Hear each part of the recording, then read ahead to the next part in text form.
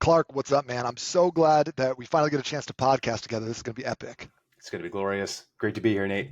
Yeah. So, for anyone who is not familiar with you and your work currently, can you just give us a little bit of background on who you are and how you got to be in the position you're in right now? Yeah, you bet. So, for anybody who doesn't know, my name is Clark Masterson. I am a high performance coach for leaders. So, what the heck does that mean? It means that I work with leaders to level up both their personal and professional lives because they're related. I have this saying that all leadership problems are personal development problems. All personal development problems are actually leadership problems. Maybe we can talk about that a little bit later. But in essence, I help leaders crush it personally and professionally.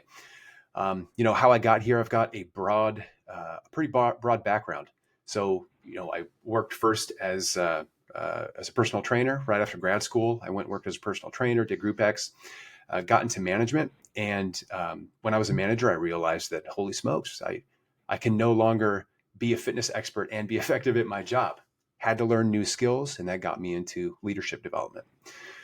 So I learned leadership. I went and worked at tech for a bit, had an opportunity to do leadership development at Microsoft, and went back to school, got another master's degree in organizational leadership, and have just been helping people really throughout my entire career.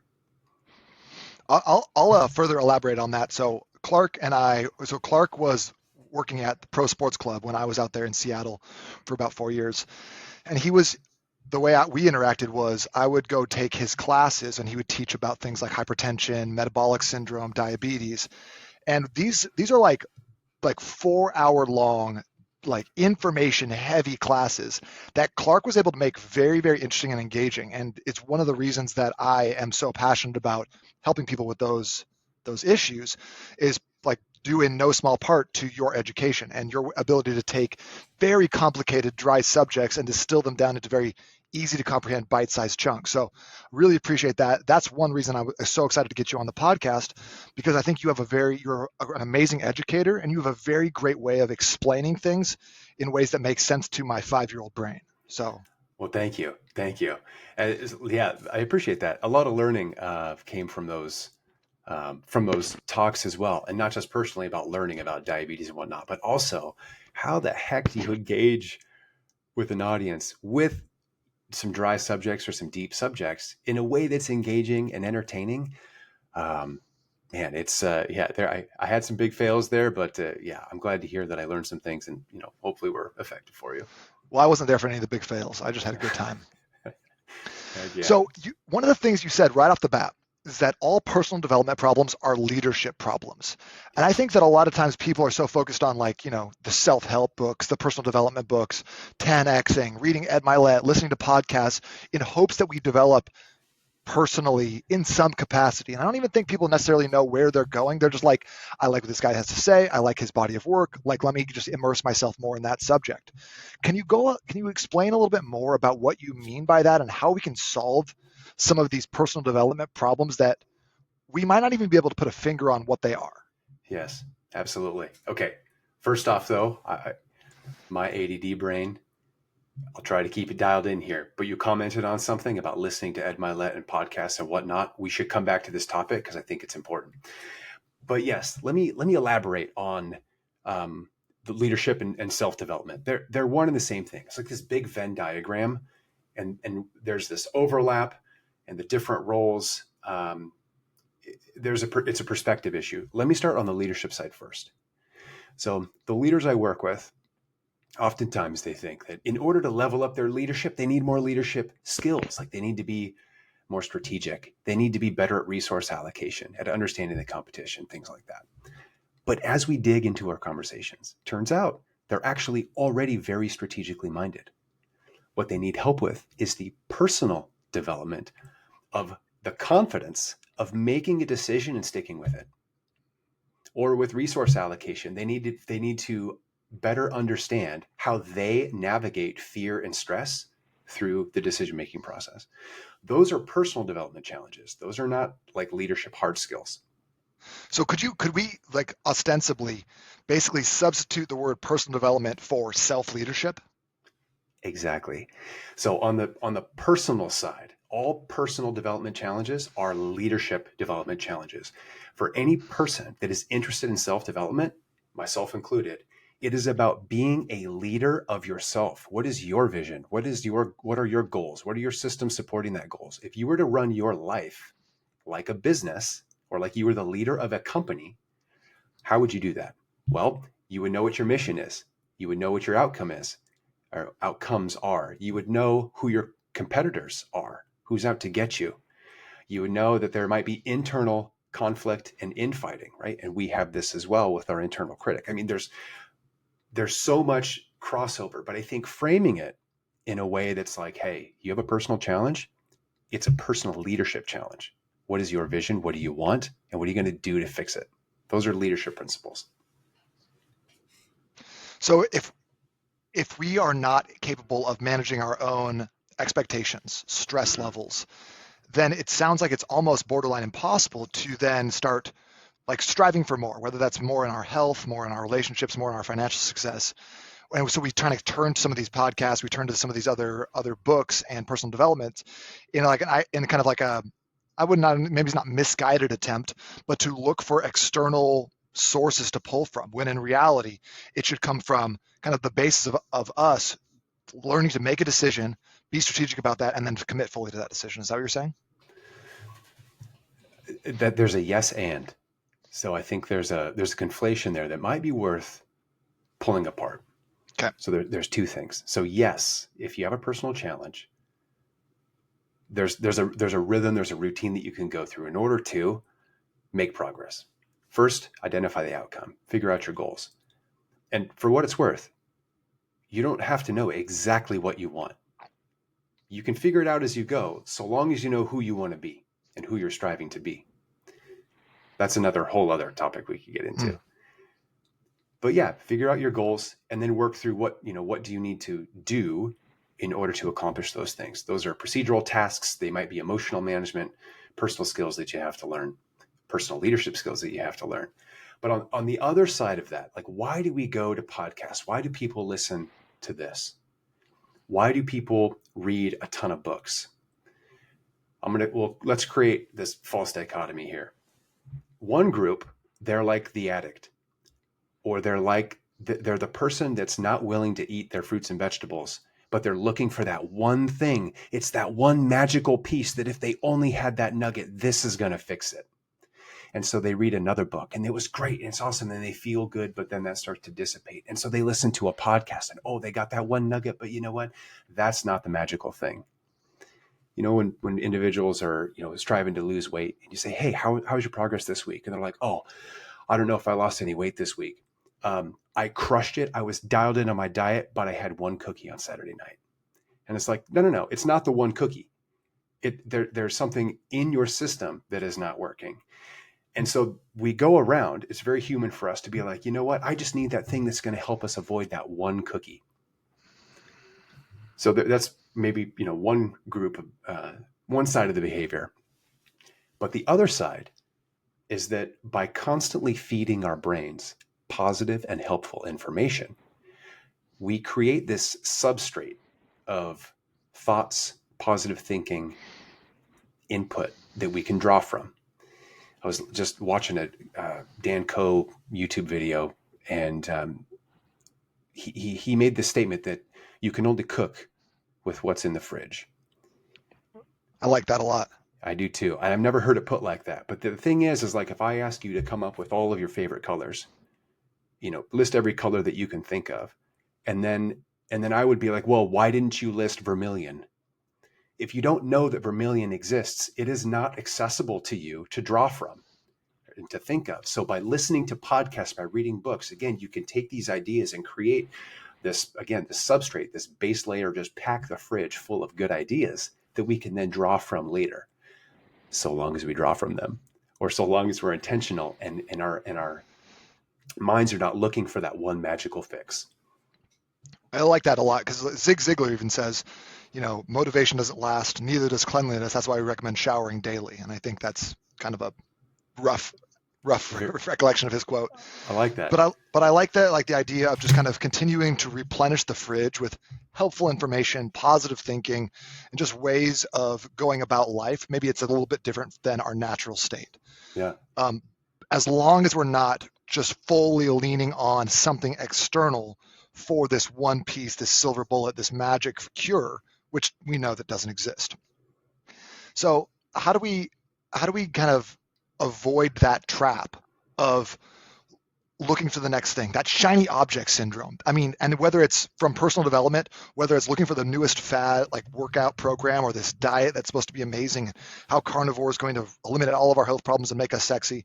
How do we keep from being kind of blindsided or like taken off the path by like things that seem very sexy on the surface and like us are supposed to solve all of our problems?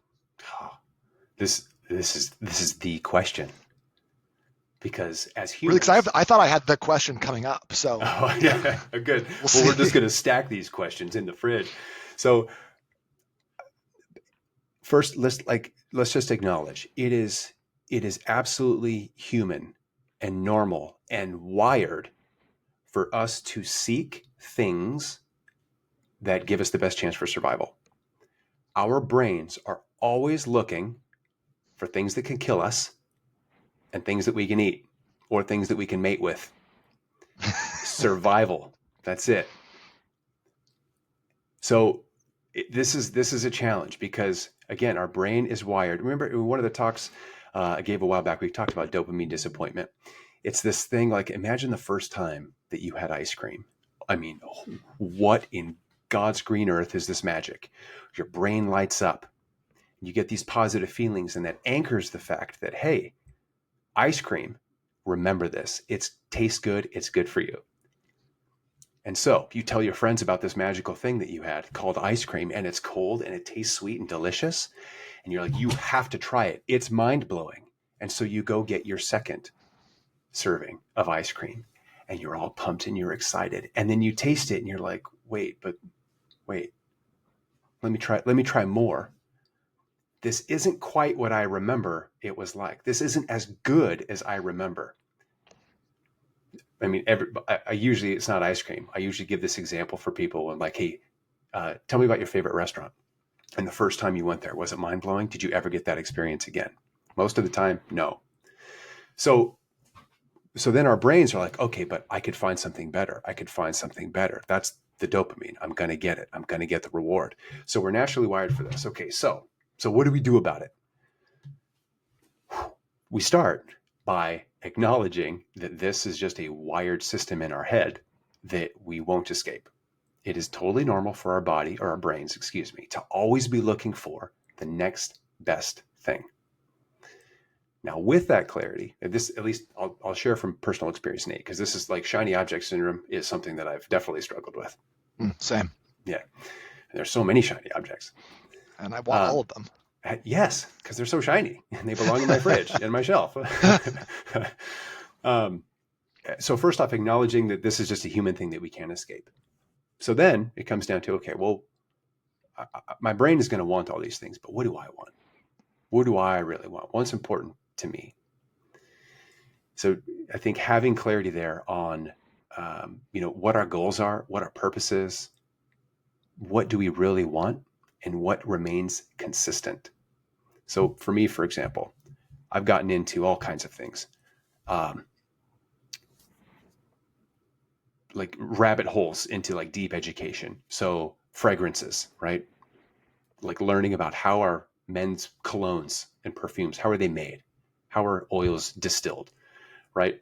My fragrance collection is, I'm a budding amateur. Like it's pretty glorious. But I've done the same thing with like fountain pens and stationery and writing in cursive. And then it was knife making, and then it was scotch.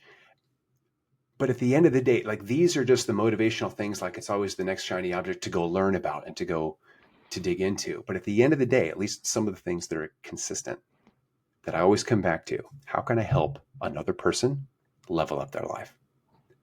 So regardless of how many shiny objects are out there, for me personally, I have to recognize that when I feel that spike of excitement for something, it's a cue to me that that is a shiny object tread carefully. Mm.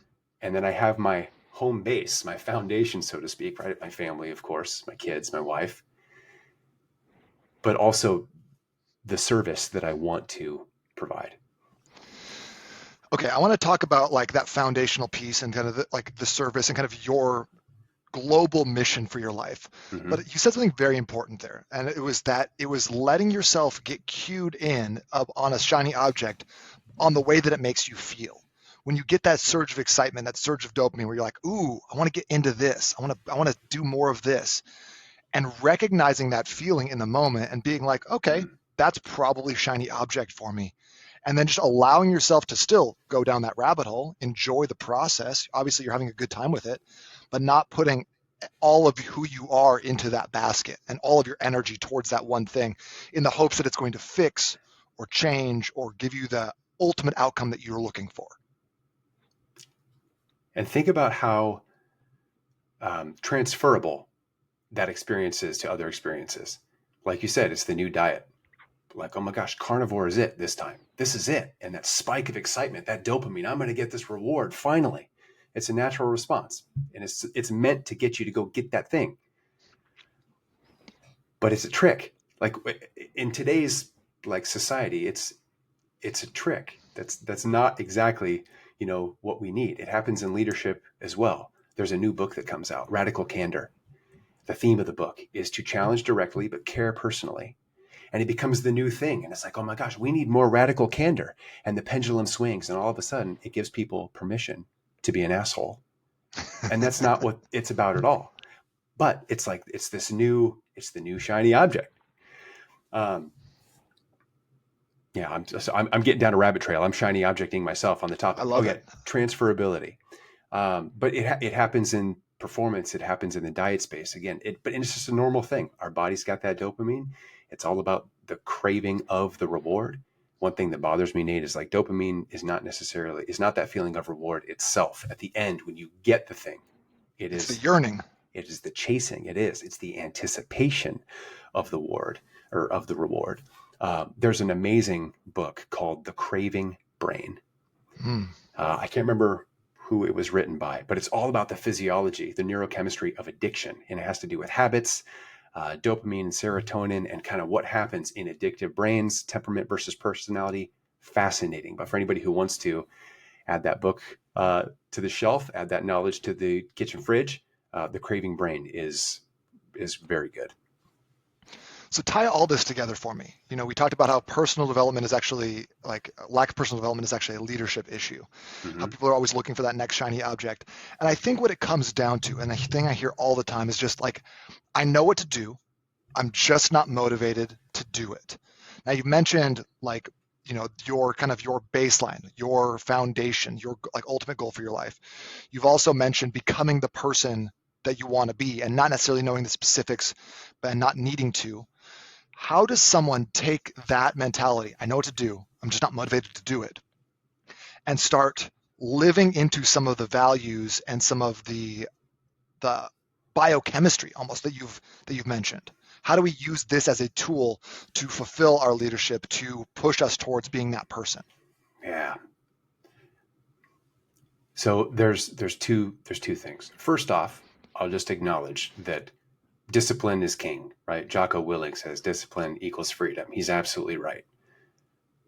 I think discipline is a simpler topic to cover because it's you know what you want, you create a small system and you get after it. There's different things that we can do to stay disciplined. But actually, this is an opportunity because we are emotional beings first. Then we are rational.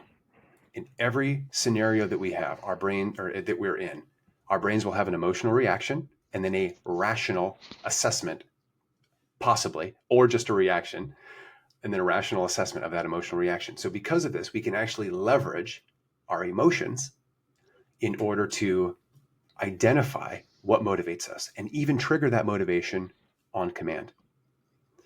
So if we take, for example, like one core exercise that like every leader that I work with needs to go through is a values exercise. You have to know your values. Now, everybody's got core values. And if you were to, there's like free online resources you can go to, like how to find core values. Um, your core values are the beliefs that you take into every interaction: work, family, personal. So, for example, one of my values is inspiration. That follows me everywhere. I want to be inspired. I want to be inspiring. I want to find things that are inspirational, because one of my values is just this act or this aspect of being uplifted and moved and impacted. And I sum that up in the word inspiring. But here's why that's important. When we know our values, we know about where we end and other people begin. A common challenge that leaders face is they don't identify their values, but these values, these core beliefs, they project onto others.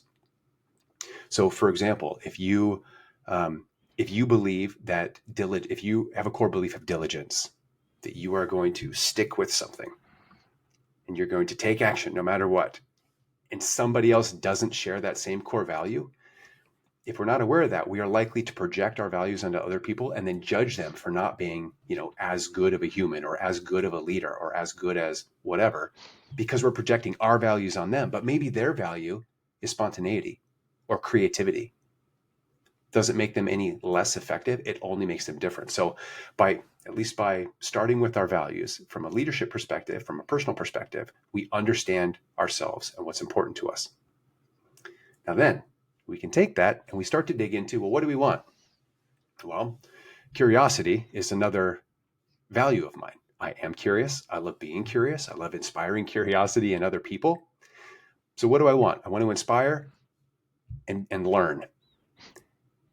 And how does that come across everywhere I go? It comes across in how I talk to my kids and the clients that I work with.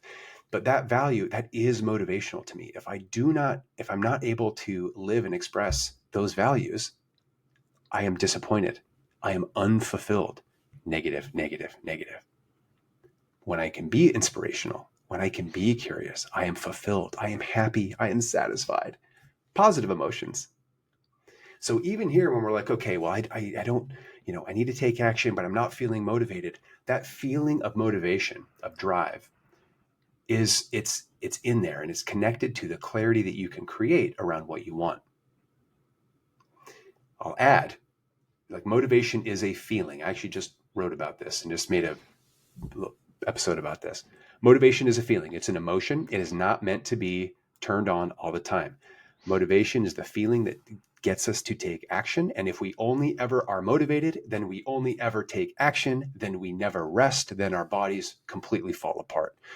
It's not meant to be there at all times. However, if you understand what you want and what you don't want, you can access that motivation by embodying that future ideal self of who you want to be and what that feels like and what you're doing. You can also trigger more of like that fear anxiety response. If you imagine what life will be like if you don't take action, if you don't fulfill those core values. I better pause here. That was quite a lot. That was great, and I'm still just digesting what you said there, because I think that was something we could go back and listen to a couple different times. But kind of in summary, if I can try to put that back together and say it back to you. Yeah, there's a couple rabbit trails. So if we are aware of our core values and we understand what is important to us, we can literally draw on a never-ending well of inspiration and motivation at will by either looking towards the person we're becoming when we embody those core values fully, or drawing on the negative emotions of looking what would happen in the future if we neglect and shirk our core values. And we can kind of play those two, either positive or negative emotions, off themselves to create motivation in the moment. And whether that is like, I know I need to work out. That's part of my goals. My fit body is important to me, important to being a leader. I do not want to go. And we start playing the game with us. Well, what happens if I don't go? What happens if I start eating like worse food? What happens if I sit down and eat those nachos on the couch? What happens then? And if we start playing out those negative, what's going to happen if we don't do those things? Versus looking at the future self of what happens if I go to the gym and I go 4 days per week for the next 2 years? How am I going to look? How am I going to feel? How's my wife going to look at me? How is it going to feel when I walk into a room and people see my stature and my posture? How are those things going to feel? And we can play those two emotions off each other to really draw from a motivation that we may not have even had before. Am I on the right track right there? Nailing it. Nailing it. This is actually one thing I first learned from Tony Robbins. In his seminars, in his tapes, in his books, like there's actually an exercise that he does that works really well. And I've done it. And when I'm feeling low and I'm feeling like my discipline is even faltering, I can trigger motivation by that exercise. It's simply playing out what will happen if I don't change, what will happen if I don't take action, and then playing out the exaggerated version of that story, which is entirely possible. There's a totally lame version of ourselves out there in the future if we walk that path. So what does that person look like? What do they feel like? What's their relationship like with their kids, with their spouse? On their deathbed, what are they going to regret? If you take a moment and just imagine that, I call that version of ourselves the opponent. Like that's the internal critic, that if we listen to that critic, eventually we're going to get there. That's an opponent voice. We don't want that. But what does that version feel like? Oh, it's freaking terrible. So steep in that, feel those feelings. That will trigger a stress response. And the stress response, its purpose is to get us to take action. When we're stressed, we cannot avoid things because that only leads to more stress. Again, the stress response is meant to help us take action. And then we go to the other side, right? Tony Robbins talks about this, like what will happen if you do change? What will your life be like? What will you feel like? And then can you embody that version of yourself? Oh man, like motivation is right there, just waiting to be accessed. Dude, the last 5 minutes, that is mind blowing. That is such good stuff. And it doesn't even do it justice. That is extremely powerful and very actionable because everyone talks about motivation so much and just wishes they had a little bit more, but you just literally gave us the formula for building it. That is insane. All right. I gotta get going, dude. That's right. You got to start embodying. Dude, wow. Okay. Like, I think not only is this going to be a very powerful episode for people who are listening, but like I'm getting a ton out of this, even just thinking about how I'm going to use some of these strategies you're talking about in coaching clients and talking through some of the issues that come up all the time. So, wow. Heck yeah. Get some. You continue to be a leader and educator, man. I appreciate that. You're sparking curiosity. I'm inspired. Like, let's go. Heck yeah. Let's do it. Yeah. So, let's talk a little bit, kind of like going back to what your foundational piece was, because you mentioned, identity as well as core values. Yeah. And what did you say your fundamental basic piece was? Do you mean for like what you need to get clarity on? It was, you said something about like motivating and inspiring and helping people become better leaders, better humans, something along those lines. I'd have to go back and look because now I'm all jazzed up on motivation. But I mean, we were kind of in the vein of like, what happens if like when you're like low on motivation and you start looking towards that ideal self, and you mentioned something that was like okay, this is my ideal self. This is what I live to do. And so obviously we're talking about like getting those core values and bringing those to like the forefront of the brain. And by the way, I cannot recommend highly enough getting your core values tattooed on your body. That's how I've always done mine. I always think of my tattoos as being either blessings or lessons. That's what kind of like the theme of my trashy under the desk scribble tattoos that I like. That's like making sure that your fridge is always stocked with what you need.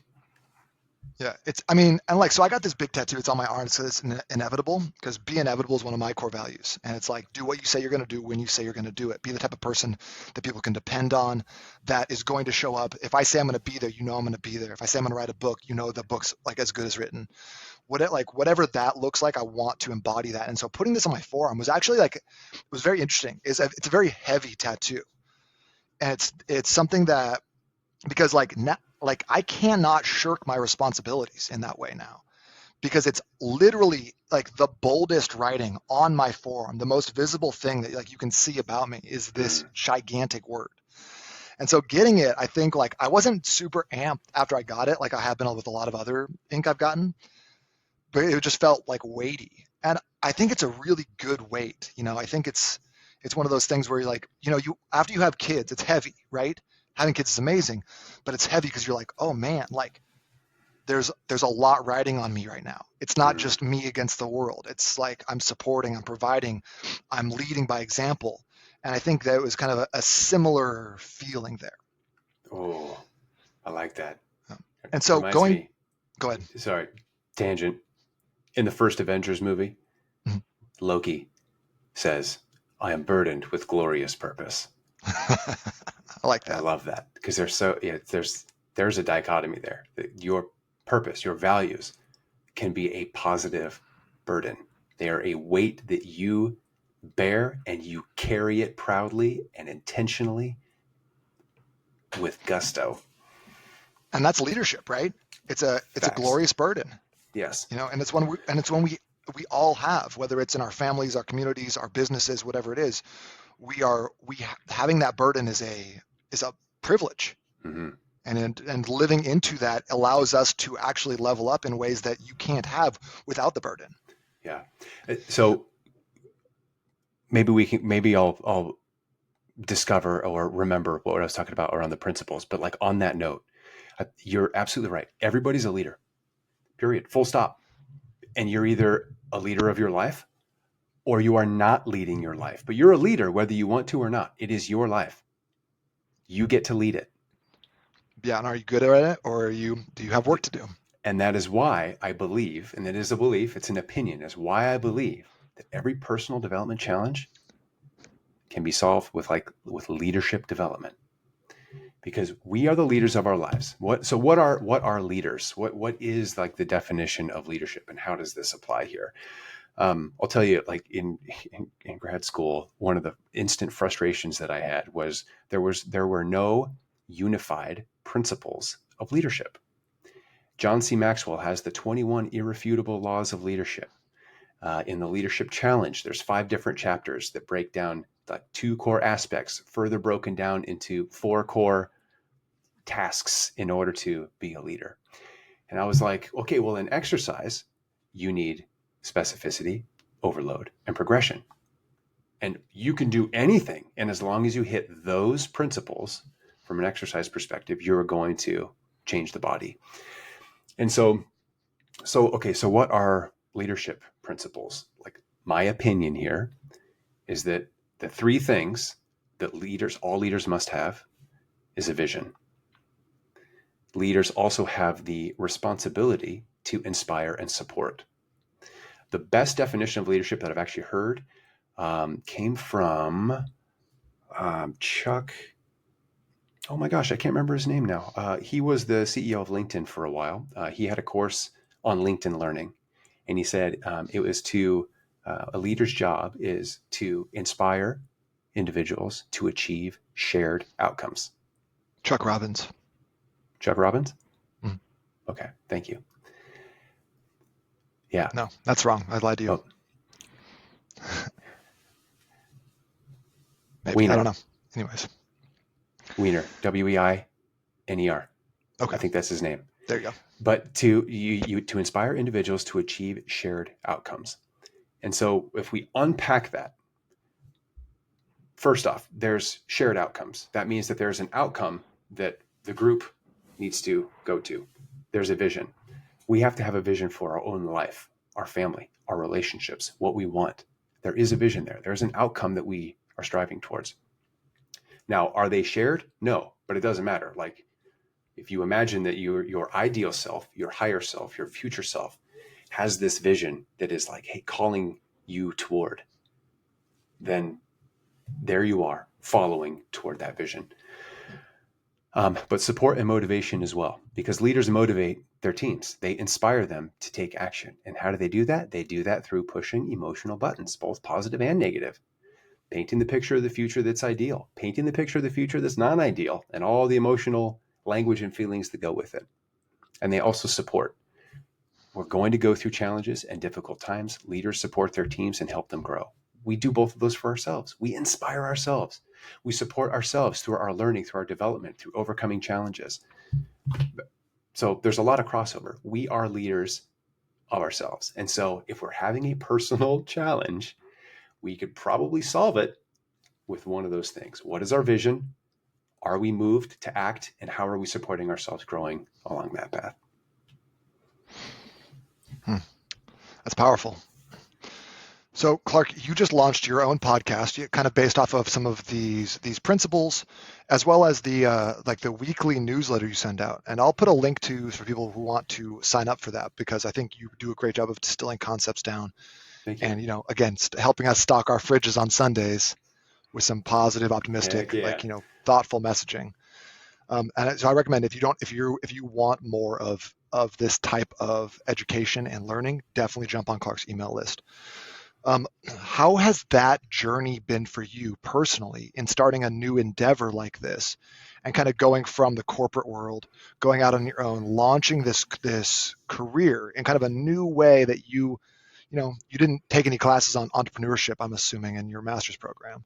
Yeah, correct. So how are you navigating a brand new world, a brand new set of skills that you have to develop, using the principles that we've already talked about so far?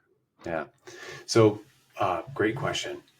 So clarity here is something that's been really important. So something that's obvious in hindsight is that when you leave the world, when you leave the corporate world and you start a business, you're not just doing the thing anymore. Then you're responsible for everything, right? Like sales, marketing, accounting, everything. And of course you can, hire support for that. But as a sole proprietor, there's an immediate awareness of the lack of skills that I have in other areas. And so, the vision I have is the ultimate vision, is still unclear. And like I said, that's why, I believe you don't have to have absolute clarity in your vision. It absolutely helps if you do. But if you know your values, what's important to you, and what you want to achieve generally, you will discover what that ultimate vision is. Cal Newport actually writes about this in his book, So Good They Can't Ignore You, right? Most people aren't lucky enough to be born knowing what their passions are, and what that vision, what that outcome is. And so you build it as you go by doing things and learning skills, etc. Good book, add it to the shelf. And so for myself, I've understood, yes, there's learning that I need to do for coaching, for development, for helping people, but also I need to learn sales, marketing, how to write, how to host a webinar, how to join a podcast, how to start a podcast. So, creating clarity there about what I don't know, and then making regular time each day to start filling in those gaps is really it. That's part of the support side of the leadership equation. It's I've identified skills that I don't have. How do I support myself to go learn them? And I'll share with you the newsletter and the podcast. I want two things from those. One, it's selfish. I want to be better at writing and be better at speaking and explaining. And writing creates clarity. It forces clarity. I'm resisting going down a tangent down why writing is so important. Maybe we come back to it. But it's selfish because it creates clarity, and I get to kind of discern my own arguments and steel man and straw man my own arguments through writing. But at the same time, we're people of service, Nate. We want to help people. I want to inspire. I want to change lives. I want people to be the best leaders they can be. Seth Godin, the marketer, he has a book called Tribes. And in that book, he repeats this quote: "We need you to lead us." And I 100% agree, because I live in this world with you, and I should be the best version for myself, for me and my family, but also that affects you. And guess what? You're in this world too, Nate. And the best version of you, if you show up, you can make a dent in the universe on this planet that impacts me. And so I want that too. I want that for you. I want that for me. So long way to say, right? I just want to positively impact people. And, hopefully speaking and writing is an effective way to start that. I want to touch on writing before we go, but I like that you're also starting before you were really ready, before you felt like, oh, I'm equipped to podcast. I'm equipped to be able to explain myself perfectly. You just Mm, started going and we're ready to, like have that kind of that ready, fire, aim mentality around this, which I think is very helpful, especially when you don't necessarily have a huge, like a lot of clarity around yeah. the main, like the big picture. You know who you want to be, you know roughly what you want to do, and you start taking steps towards that thing. So similar, if you're in a fitness phase of your life, you may not know how long to walk for or how many reps to do, but if you go to the gym, you're going to be farther along than if you didn't go. And I love that Absolutely. mentality because you can always iterate and you can always dial in, you can always add more things, but there's no substitute for starting and doing some work. Facts. Absolutely. So, and writing, not everybody if I were to be an absolutist, I would say everybody should write. But some people are very good about doing this without writing. But the point is this: you have to be intentional with your thoughts. My personal belief is that when you externalize them, that's where the magic happens. When we have internal thoughts, and in the work that I do with leaders and high performing individuals, there's a bunch of reactions. We operate in this unconscious level where we're tackling the next challenge, we're reacting, we're tackling, we're reacting, and we have all these feelings and perceptions. But they're feelings. They're not thinkings. They're not rationalities. They're feelings. And feelings are meant to signal to us what's going on, what will keep us safe, and what are opportunities. Feelings help us take action. But how do we know if the action that we need to take is rational or irrational? We have to rationalize it. By writing, we have to take those feelings and pass it through our logical, rational filter to actually write it down. And in doing so, we translate our feelings into rational thoughts. Have you ever had an experience where you had like an opinion or a thought and then you said it out loud and you're like, oh, wait a minute. That That doesn't was so sound, dumb. Yeah, that didn't sound like I thought it was, right? happens a Because, lot to me actually. Yeah. yeah, me too. So writing is key, and with what you want and what you don't want. Like I've had people do this exercise where it's like, hey, imagine your life 3 years from now. What needs to change personally, professionally, to say that your life has changed for the better. And the internal feeling might be like, oh, I want to be crushing it in my career, and I want to be 2 levels higher, and I want to be making X amount of more money. But then the writing starts, and then it realizes, oh, actually, as I write this doesn't actually make sense to me. What's more important are these other things. Or that's important, but not as important as I thought. So again, externalize the internal. We don't do any good by keeping our internal thoughts just as feelings. We have to clear them up. Love that. Clark, this has been an incredible interview. I've loved getting a chance to chat with you. I feel like there's been so many really good nuggets in here. I can't wait to go back, re-listen, and pull some of those out. But um, how can we get in touch with you? Can you give us where we can go to grab your? We didn't really even get into the Masterson hierarchy of energy, but obviously we need energy in order to live our best lives, be the leaders we need to be. How can we grab that resource you put together for us and jump on your email list? Yeah, so I'll make sure that you have a link, and I'll put that up on my website as well. So you can find more information at just my name, clarkmasterson.com. I'm pretty active on LinkedIn as well. Same thing, LinkedIn/Clark Masterson. I'm happy to share links. But yeah, I put together um, an ebook, a quick guide on an overview on how high performers and how high performing leaders leverage kind of different batteries of energy so that they can show up and crush it, because they're not just only crushing it, mentally with their mental skills or their physical energy and presence. There's more to the story. And so, yeah, I'll get that, again, I'll get a link ready for you. Wait, so you're saying you don't already have this? You are actually going to be doing it? You're coming up with something brand new that has never been done before? Just That's jumping right. right in? Just jumping in, learning as I go. I love it. Awesome. Clarifying. Clark, dude, thank you so much for your time today. We're gonna have to do this again. Heck yeah. This is great, Nate. Thank you very much.